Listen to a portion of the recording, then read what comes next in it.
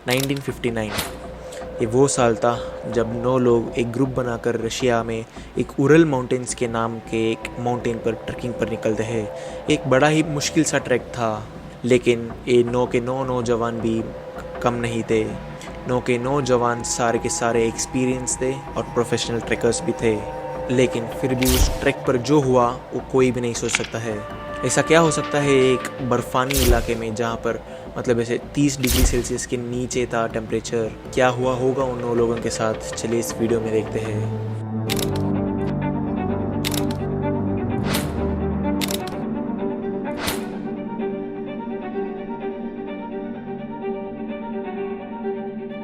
कहानी शुरू करने से पहले उन 9 लोगों का कुछ इंट्रोडक्शन ले लेते हैं। पहले आते हैं इस ट्रैक का लीडर, जो कि था इगोर द्यातलोव, एक 23 साल का रेडियो इंजीनियरिंग स्टूडेंट जो अभी फ़िलहाल इस ग्रुप का लीडर भी था। उसके साथ थे बाकी उसके 8 दोस्त जो कि इस ट्रैक पर निकले थे। सारे के सारे एक्सपीरियंस थे। इस ट्रिप पर एक्चुअली 10 लोग जाने वाले थे, लेकिन एक स्टूडेंट इस ट्रैक पर नहीं आया। उसका नाम था यूरी यूदिन।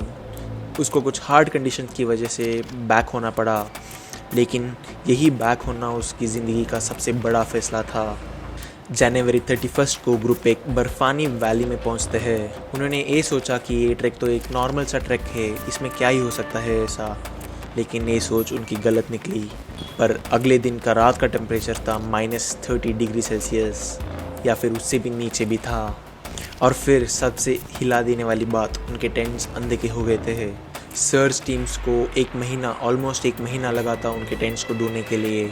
और वो दिन था फरवरी 26, जब सर्च टीम्स ने पहले टेंट को देखा। फिर उन्होंने ये देखा कि टेंट अंदर से कट हुआ था, मतलब वो 9 के 9 लोग अंदर से टेंट को कट करके बाहर निकल गए थे। लगा जैसे कि उन 9 के 9 लोग अपनी ज़िंदगी के लिए भाग रहे थे। उनके सारे शूज़, कोट्स, बैकपैक सब कुछ टेंट के अंदर ही थे, लेकिन उन्होंने नंगे पैर ऐसे ही बाहर चले गए। उनके कुछ फुटप्रिंट्स भी मिले, जहाँ पर पता चलता है उन्होंने सॉक्स तक नहीं पहना हुआ था। ऐसे ही नंगे पैर उन्होंने बाहर दौड़ लगा दिया।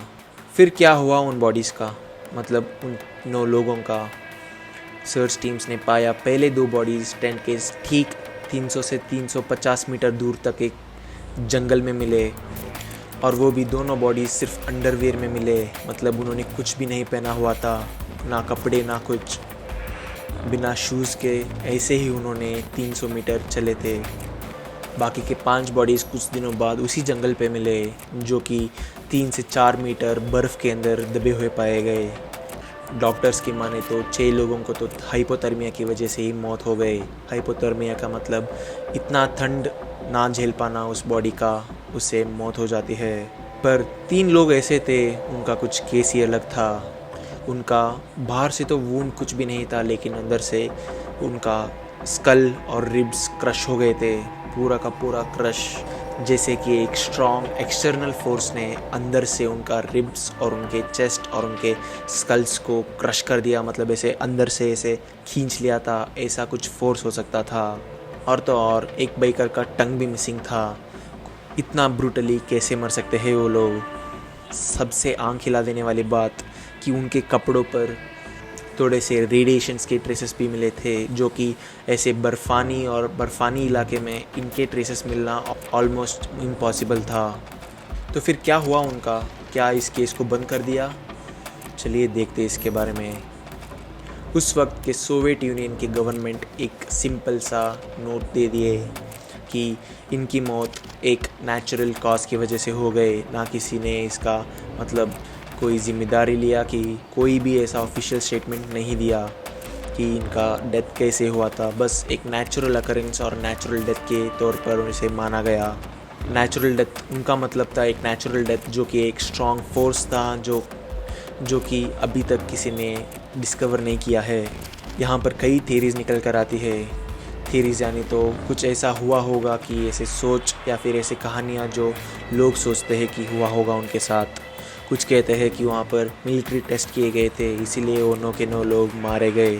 कुछ कहते हैं किसी एलियंस ने उन पर अटैक कर दिया था, लेकिन ये सब तो थेरीज है, कोई मान तो नहीं सकता है ना, क्योंकि कुछ थेरीज सिर्फ कुछ हिस्से, कहानी का कुछ हिस्सा को प्रूव करती है, लेकिन पूरा कहानी को प्रूव नहीं कर सकती है।